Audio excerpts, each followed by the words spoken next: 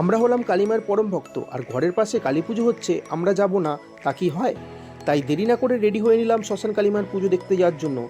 আমি রেডি হয়ে গেছি, কিন্তু এখনও পর্যন্ত ম্যাডামের আর হলো না। যাই হোক, দীর্ঘ প্রতীক্ষার পর সবশেষে উনিও রেডি হয়ে গেলেন, আর আমরা বেরিয়ে পড়লাম। কিছুক্ষণের মধ্যে পৌঁছে গেলাম আমাদের গন্তব্যে। আজ আলোয় ভরে গেছে রাস্তা, আর সাজানোও হয়েছে ভালো। মায়ের কাছে চলে এলাম, দারুণ লাগছে কিন্তু মাকে আজ। আর দেরি কিসের, মাকে প্রণামটা করে নাও। মায়ের আশীর্বাদটা নয় মেল করে পাঠিয়ে দেবো। মেল আইডিটা কিন্তু কমেন্ট করে দিও।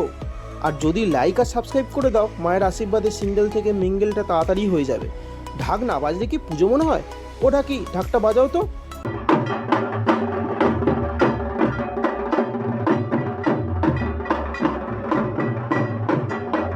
এবার পুজো বলে মনে হচ্ছে। ও বুঝতে পারছি, আমাদের ভাইদের আবার বক্স লাগে, তাহলে সেটাও হয়ে যাক।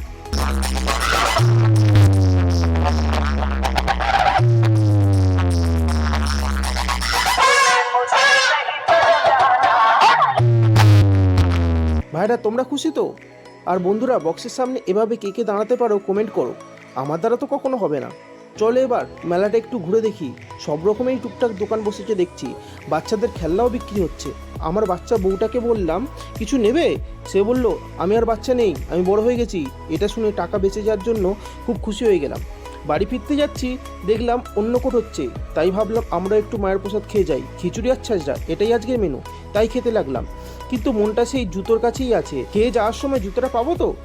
হাসির কিছু নেই, তোমাদেরও কখনো কখনো জুতো চুরি হয়েছে, আর আমার তো কতবার হয়েছে তার হিসাব নেই। তাই আমার বুকে বেশি ভয়। জানি ভিডিওটা সবারই ভালো লেগেছে, কিন্তু তাও তোমরা সাবস্ক্রাইব করবে না। সাবস্ক্রাইব করে দাও, নইলে গার্লফ্রেন্ড চুরি হয়ে যাবে। আর আমি চলে এসেছি বাড়ি, অনেক রাত হয়েছে, তাই ঘুমাবো তাড়াতাড়ি। তাই টাটা, বাই বাই, আবার পরের ভিডিওতে তোমার দেখা চাই।